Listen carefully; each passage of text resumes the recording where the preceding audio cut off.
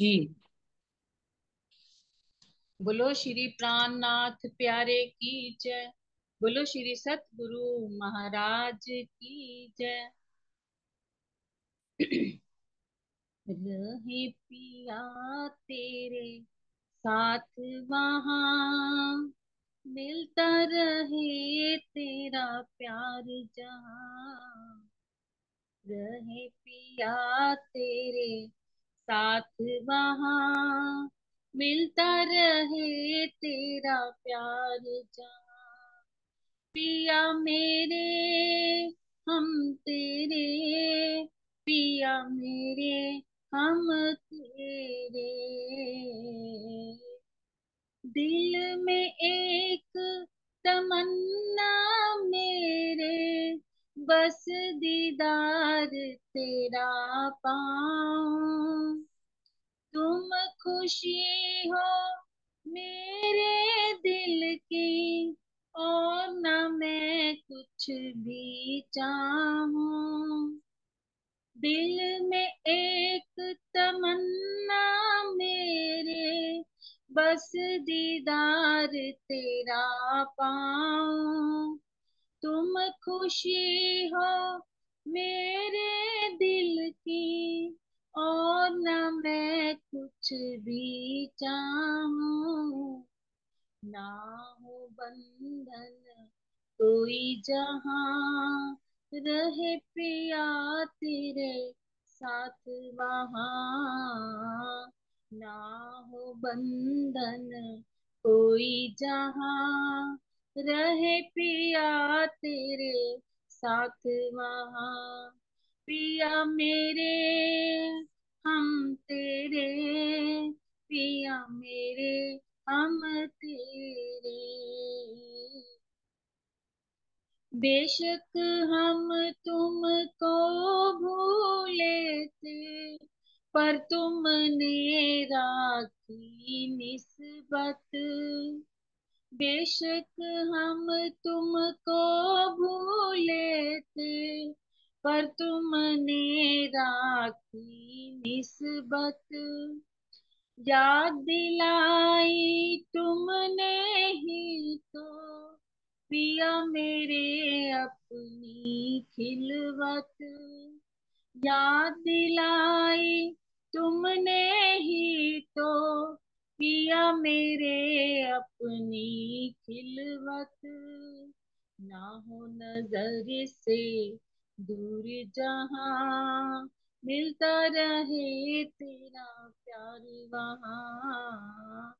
ना हो नजर से दूर जहां, मिलता रहे तेरा प्यार वहां। पिया मेरे हम तेरे, पिया मेरे हम तेरे हो। पिया मेरे हम तेरे, पिया मेरे हम तेरे। तन तो चरणों में तेरे है, मन में भी तुम हो मेरे। तन तो चरणों में तेरे हैं, मन में भी हो तुम मेरे। श्वास श्वास हर धड़कन में हो, संग पिया हर पल मेरे। श्वास श्वास हर धड़कन में हो, संग पिया हर पल मेरे। ना हो जुदाई पल भी जहां, रहे पिया तेरे साथ वहां।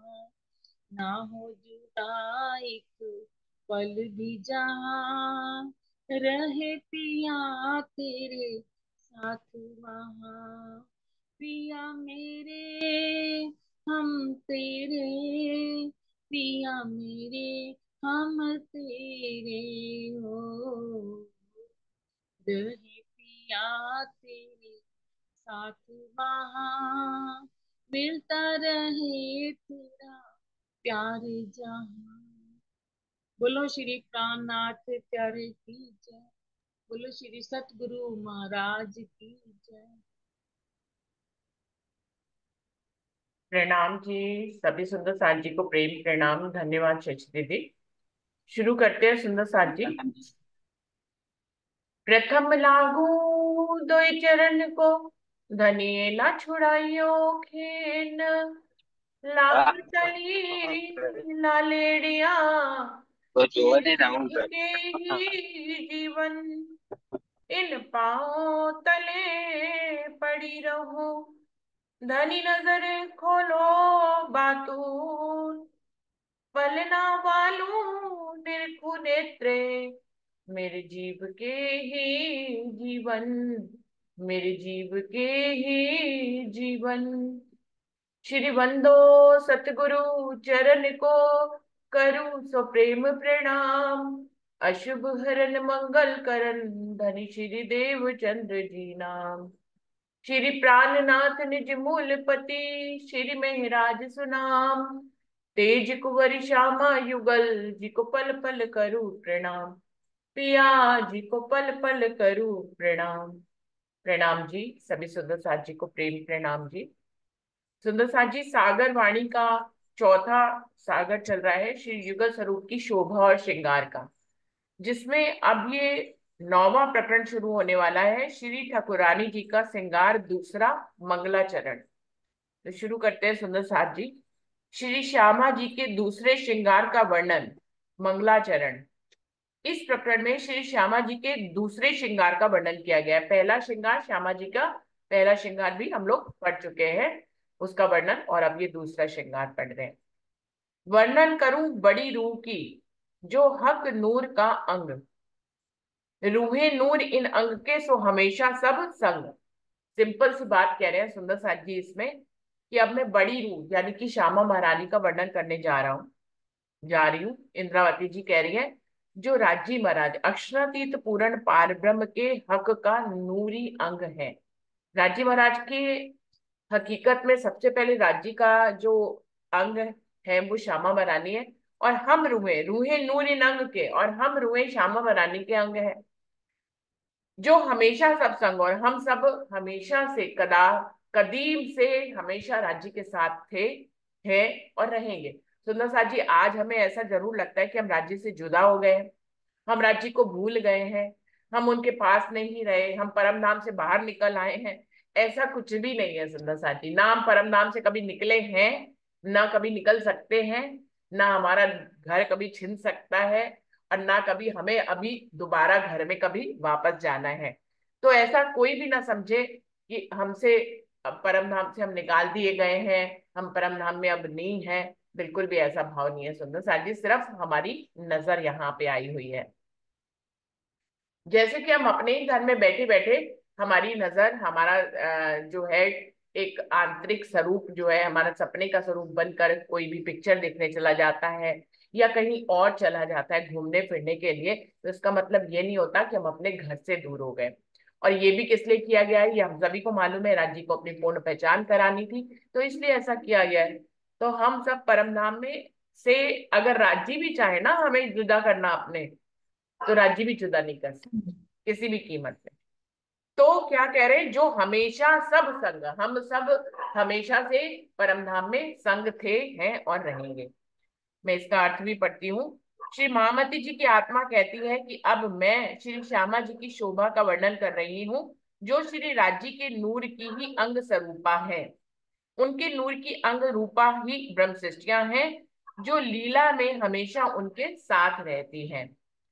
श्यामा जी को श्री राज्य के नूर का अंग कहने का तात्पर्य केवल बाह्य स्वरूप यानी कि चेतन ज्योति का अंग होना नहीं है।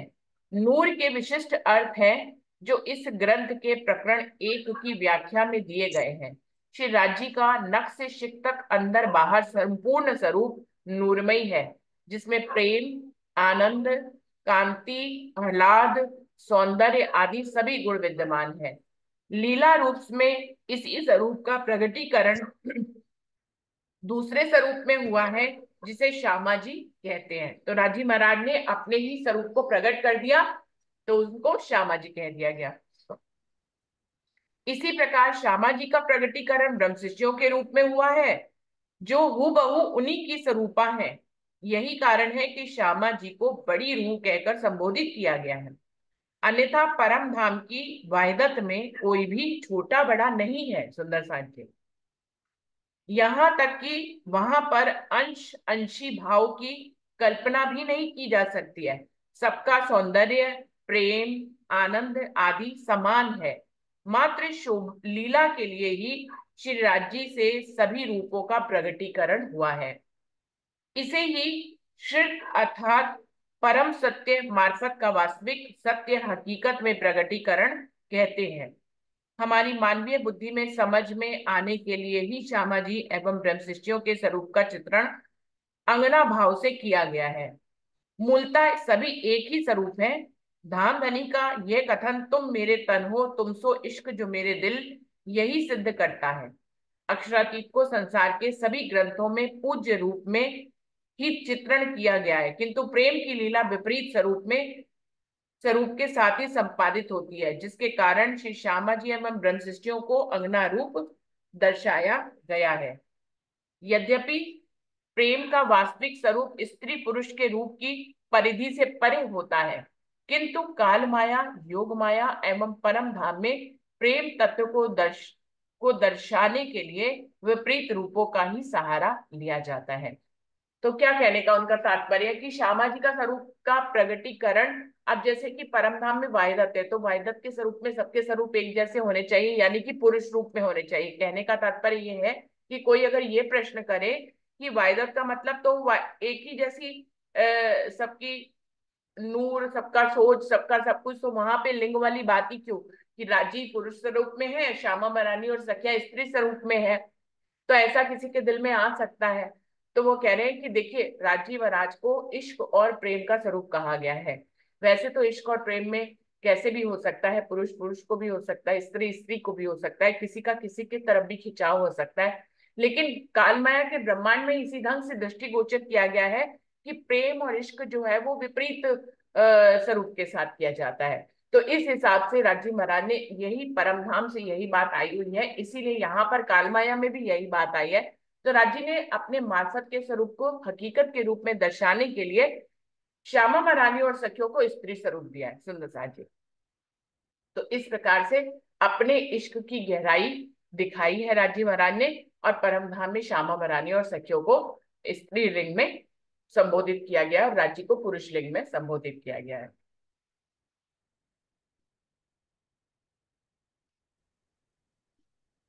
हाँ जी।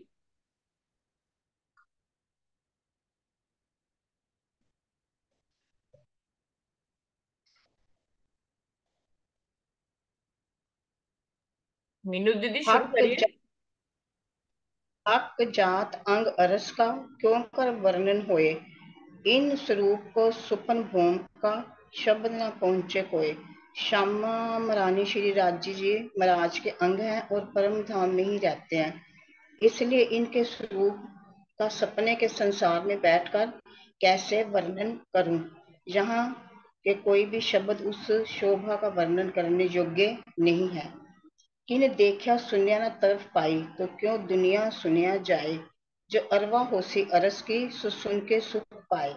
आज दिन तक किसी ने भी अखंड परम धाम को देखा नहीं, कुछ कहा नहीं, और ना उसके बारे में किस तरफ है जाना नहीं। तो दुनिया में उस अखंड घर की पहचान कैसे मिले। जो परम धाम की आत्मा होगी वही इसे सुनकर सुख पाएगी। प्रणाम जी। क्या कह रहे हैं, सृष्टि के प्रारंभिक ऋषियों से लेकर आज दिन तक स्वलीला अद्वैत परमधाम का ज्ञान किसी को भी नहीं था। किसी ने बैकुंठ निराकार को परमधाम माना, तो किसी ने अव्याकृत सबलिक को। कोई विरला ही हुआ जो केवल और सत्स्वरूप तक अपनी गति बना सका। अक्षरातीत के परमधाम का साक्षात्कार तो असंभव सी बात रही है।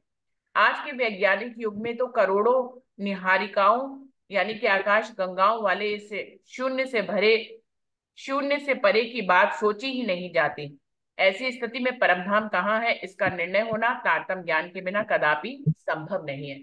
तभी तो सुंदर साथ जी हम लोग को, जब हम लोग अपनी वाणी पढ़ते हैं तो और कभी कभी हमारे कानों में दूसरों की वाणी पड़ जाती है, तो हम लोग ऐसा सुनते हैं कि वो परम धाम की बात कर रहे हैं, है ना।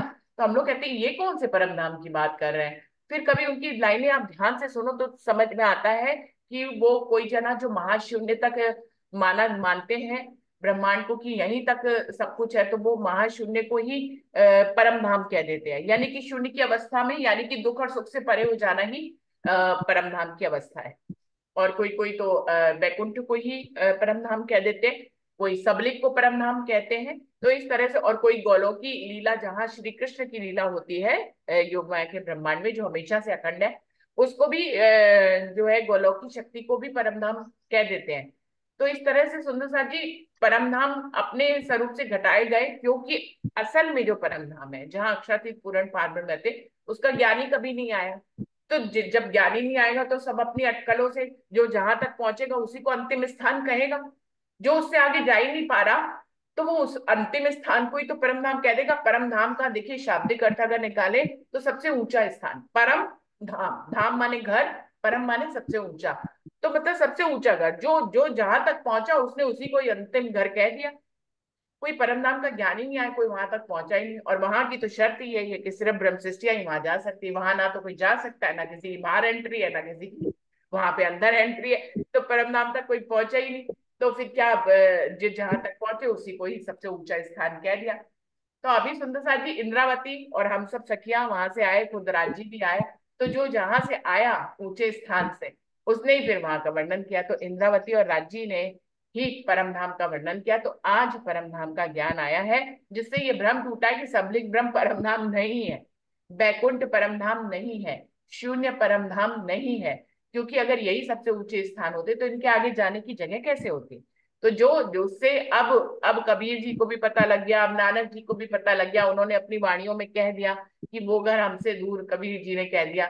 तो अब पता लगा है, अभी भी वो पहुंचे नहीं है, खाली उनको अपने से आगे का एक स्थान समझ में आ गया कि कोई इससे आगे भी रास्ता है जहां जाया जाता है।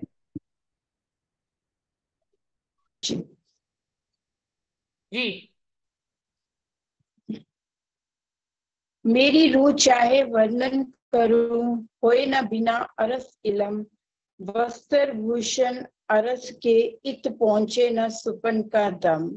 मेरी रूह चाहे वर्णन करूं, यहाँ पर आत्मा परमात्मा के वर्णन का वर्णन कर रही है कि महामती जी, इंद्रावती सखी कह रही है कि मेरी रूह चाहे वर्णन करूं, मेरी आत्मा कहती है कि मैं धनी के श्री श्यामा जी महारानी के स्वरूप का वर्णन करूं, लेकिन होए न बिना अरसिलम, लेकिन परम धाम के ज्ञान के बिना उसका वर्णन नहीं हो सकता है। अर्थात तारतम ज्ञान ही नहीं अगर हमारे पास है, तारतम ज्ञान के बिना हम वहां स्वरूप का वर्णन नहीं कर सकते। स्वरूप क्या, किसी भी बात का वर्णन नहीं कर सकते हैं, परम धाम की किसी भी बात का वर्णन नहीं कर सकते अगर हमारे पास उसकी जानकारी ही नहीं है। अपने घर का वर्णन तो उस घर के रहने वाले ही कर सकते हैं। अब बाहर से जो कोई अगर हम इस कालमाया के ब्रह्मांड में भी देखें, जो सड़क पे चल रहा है उसको क्या पता अंदर हमारे क्या है, हमारा घर कैसे बना है, यहाँ घर के लोग कैसे हैं, वो क्या करते हैं, ये तो किसी को भी नहीं पता। उस घर के रहने वालों को ही पता है ना कि अंदर क्या होता है और अंदर क्या कौन कौन रहता है, अंदर घर कैसा बना है। और यहाँ पर श्यामा जी महारानी के स्वरूप का वर्णन हो रहा है। तो कहते हैं कि वस्त्र भूषण अरस के इत पहुंचे ना सुपन का दम। यहाँ के वस्त्र, श्यामा जी के वस्त्र कैसे हैं, आभूषण कैसे हैं, परम धाम में रहने वालों के सभी के वस्त्र आभूषण कैसे हैं, उनका स्वरूप कैसा है, इस सपन के दम से, इस स्वपन काल माया के ब्रह्मांड की इलन से कैसे पहुंचा जा सकता है, उनका वर्णन कैसे किया जा सकता है।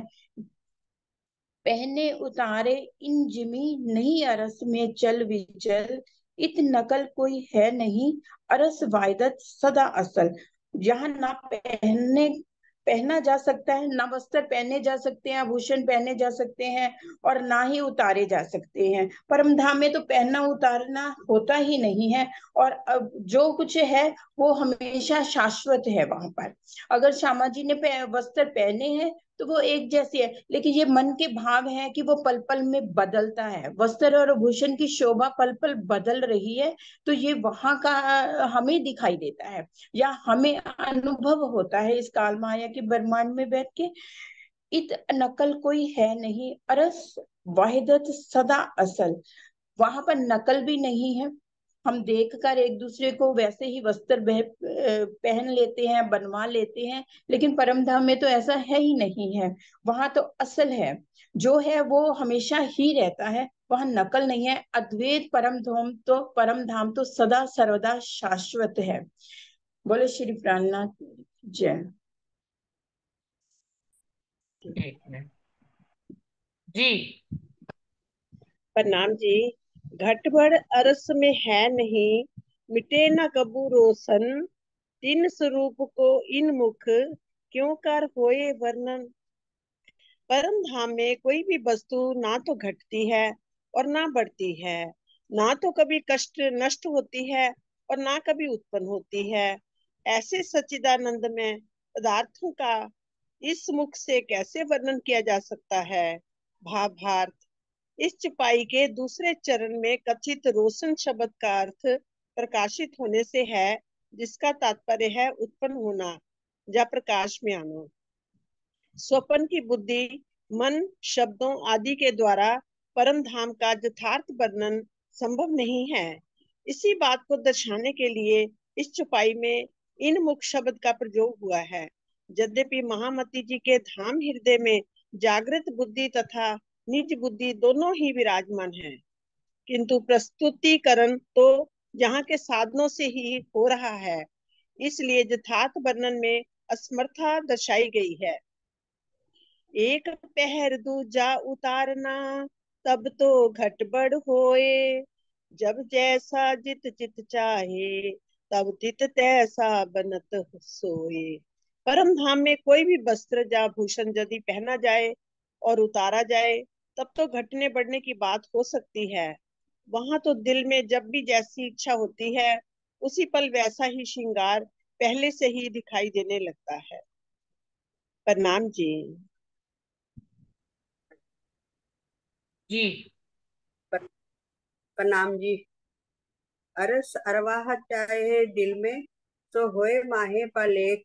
जिन अंग जैसा वस्त्र, होए खिन में कई अनेक। परम धाम की रूहें जो दिल में चाहना करती हैं, वह एक पल में पूरी हो जाती है। जिनके अंग में जैसे वस्त्र चाहिए, एक पल में अनेक वस्त्र बदल जाते हैं। सुंदर स्वरूप शोभालिय श्रृंगार वस्त्र भूषण, रंग रस छवि सलूकी, चाहे रूपे अंतस्करण। रूह जैसा मन में विचार करती है, उसी तरह से उनके स्वरूपों के श्रृंगार हैं। श्रृंगार वस्त्र और भूषणों की सलूकी की छवि दिखाई देने लगती है। प्रणाम जी। जी प्रणाम जी। वस्त्र भूखन अंग अर्श के, सो सबे हैं चेतन। सब सुख देवे रूह को, तो क्यों ना देवे नैन श्रवण। जब राजी महाराज महारानी के वस्त्र और आभूषणों से ही परम धाम के अंदर चेतनता के कारण, आत्म स्वरूप होने के कारण उनसे इतना आनंद लेती हैं रूहें, तो सब सुख देवे रूह को, तो क्यों ना देवे नैनन। तो श्यामा जी के नैनों से और कानों का सुख क्यों नहीं लेंगी। इस तरह से मेरी आत्मा, हर प्रकार इंद्रावती जी कह रही हैं कि मेरी आत्मा को आनंद मिल रहा है। और ये हम सब रूहों के लिए वर्णन किया जा रहा है, वो तो डूबी हुई हैं। और धनराज जी महाराज अपनी मेहर से एक वस्त्रों आभूषणों से और दूसरे अंगों पर का भी साथ साथ में दर्शन करवा रहे हैं। नया सिंगार साजत, तब तो नया पहनिया कहा जात। नया पुराना अर्स में नहीं, पर पहुंचे ना इत की बात। यदि श्रृंगार किसी नए रूप में हो, शोभा देता है, तो नया पहनने की बात कही जा सकती है, किंतु परम धाम में तो नया पुराना है ही नहीं। रूहें जैसे चाहती हैं, उनका मन करता है श्यामा जी का जो अब आभूषण पहने हुए है ना, जैसे उसमें मानिक है तो वो हीरो का ही हार, तो मेरे को जो हीरो का हार है ना, उसके जो आसपास है उसका रंग थोड़ा सा अलग हो जाए तो दूसरा हार उसको वो शोभा दे देता है। ये नहीं है कि पहला ही हार हीरो का है, दूसरा है। जैसे रूह चाहती है वैसे ही वो दर्शन देना शुरू कर देते हैं। और नया पुराना तो है ही नहीं। इस संसार की कोई भी उपमा परम धाम के लिए प्रयुक्त नहीं हो सकती। तो इसका भावार्थ इस प्रकार है, इस चौपाई में ये संशय होता है कि जब नया श्रृंगार नहीं होता, एक पल में अनेकों श्रृंगार बदल जाने की बात क्यों कही गई है। इसका समाधान ये है कि परम धाम में सभी श्रृंगार दिल की इच्छा अनुसार स्वतः ही बदलते रहते हैं। उनमें पहले वाले को उतार कर दूसरे को पहना जाए तभी तो उस श्रृंगार को नया कहा जा सकता है ना, अन्यथा नहीं। प्रणाम जी। जी। प्रणाम। जो सिफत बड़ी चित लीजिए, बड़ी अक्कल सो जान, फना बका को क्या कहे, साथे पहुंचत नहीं जुबान। श्यामा जी की जिस शोभा की इतनी महिमा है, उसे अपने हृदय में बसाने वाली बड़ी बुद्धि का स्वामी कहा जाता है। इस नश्वर संसार का शरीर अखंड परमधाम का वर्णन कैसे करें। यही कारण है कि यहाँ की जिज्ञा से निकले हुए शब्द परमधाम तक नहीं पहुंच पा रहे हैं। तो भी रूह मेरी ना रहे, हक वर्णन किया चाहे, हक इलम आया मुझ पे, सोया बिन रहियो ना जाए। तो भी मेरी आत्मा वर्णन किए बिना नहीं रह पा रही है। यह धाम धनी के युगल स्वरूप का वर्णन करना चाहती है। मेरे धाम हृदय में श्री राजी का दिया हुआ निज बुद्धि का ज्ञान विराजमान है।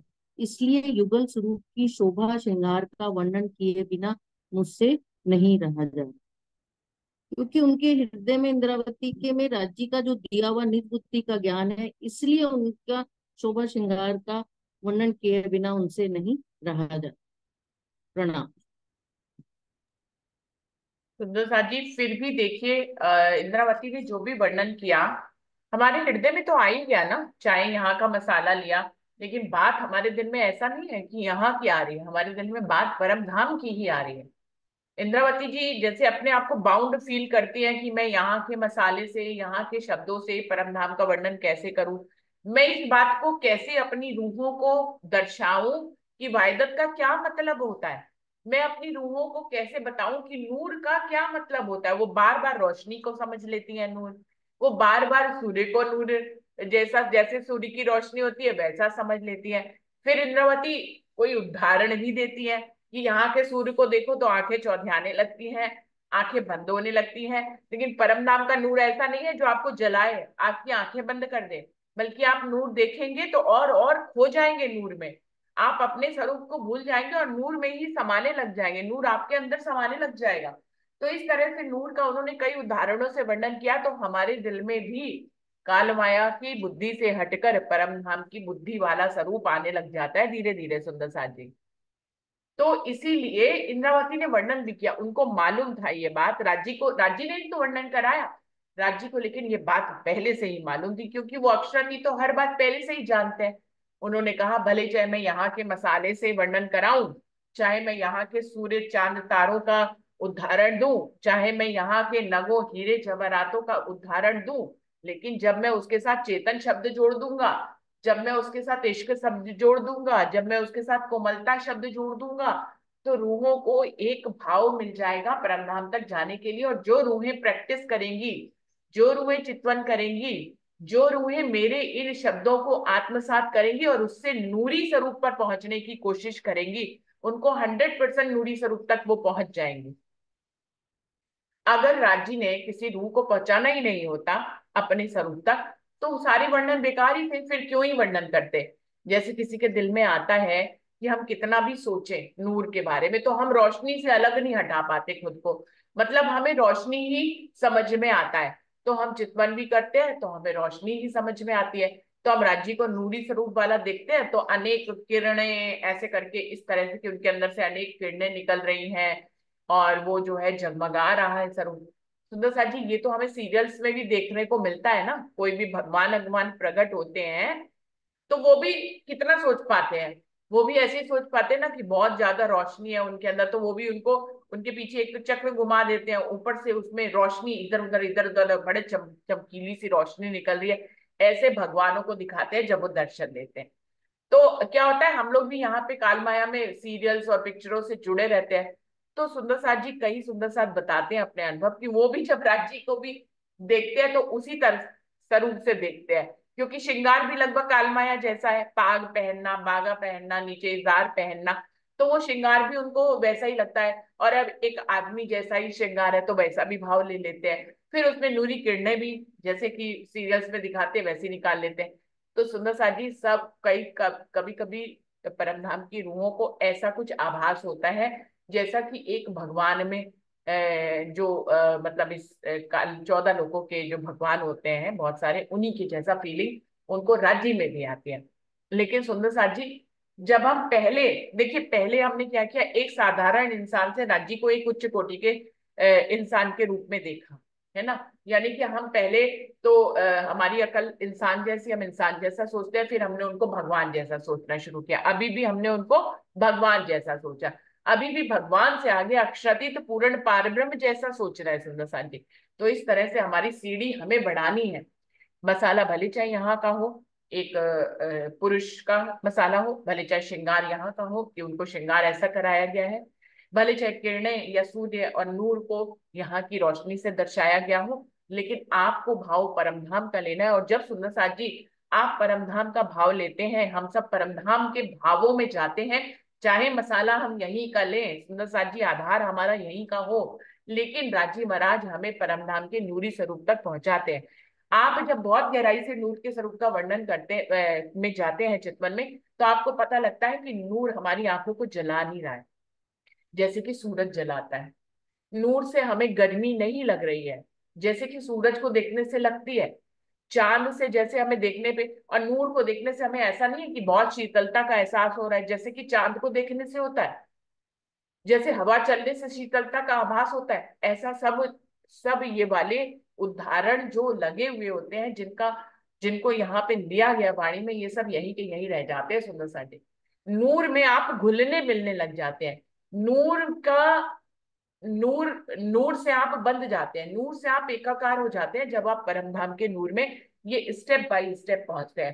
पहले आपने नूर को सूर्य की तरह समझा, फिर आपने नूर को चांद की तरह समझा, फिर आपने नूर को जो है गर्मी वाला समझा, आंखें चौधियाने वाला समझा। तो इस तरह से समझ समझ के हमारी समझ धीरे धीरे परमधाम तक जाती है सुंदर साथ जी। सिर्फ प्रयास पे है तो कोई हर्ज नहीं है। अगर आपको यहाँ पे राज्य महाराज किरणों वाले दिखते हैं तो ये कम से कम इंसान की पदवी से तो ऊपर उठा आपकी चितवन, कि आपने उनको भगवान की के रूप में देखा। फिर भगवान से भी आगे राज्य महाराज को देखना होता है। फिर जो है जब आप राज्य को उस रूप में देखेंगे तो इस तरह से नहीं कि किरणें निकल रही हैं, इस तरह से नहीं आता है भाव सुंदर साथ जी कि राजी बैठे हैं, उनके चारों तरफ ऐसे ऐसे ऐसे किरणें निकल रही हैं जो यहाँ के भगवानों को दर्शाया गया है, ऐसा नहीं है। राजी स्वयं में स्वतः नूरी स्वरूप है, कोई किरणें निकल नहीं रही है सुंदर साथ जी, राजी स्वतः ही नूरी है। किरणें निकलना तो जैसे कि अपने आप से एक कोई चीज अलग से निकालना, ऐसा कुछ नहीं है। राजी खुद नूरी स्वरूप है, और नूर इतना इतना ज्यादा नूर होता है, और वो नूर को कम और ज्यादा भी नहीं कह सकते, ये भी यहाँ की भाषा में कह दिया। नूर को जब आप देखते हैं, राज्य के नूर को, परमधाम के नूर को, पूरे जर्रे जर्रे के नूर को देखते हैं, तो आप स्वयं नूरी हो जाते हैं। आप नूर का सबसे बड़ा लक्षण यही है कि जो उसको असल परमधाम के स्वरूप को, जो नूरी स्वरूप को देख लेता है, वो स्वयं नूरी हो जाता है। तो नूर को आप किरणों के रूप में नहीं देखेंगे, आगे जाकर जब परमधाम के स्वरूप में पहुंचेंगे तो पूर्ण स्वरूप ही अपने आप में नूरी है, तो उसको आप रोशनी भी नहीं कह सकते। आप क्या कहेंगे? मैं एक और बात कहने की कोशिश करूंगी। जैसे यहाँ पे हीरा है ना, वो बहुत किरणों उसमें होती, तो क्या पर हीरे हीरे को क्या कहेंगे कि इसमें कोई किरणें हैं? हीरा स्वतः अपने आप में हीरा है, उसमें स्वतः ही एक रोशनी होती है। उसको मिट्टी से ढक दीजिए, जब जमीन से खोद के निकलते तो किसी को हीरा पता भी नहीं लगता कि वो हीरा है।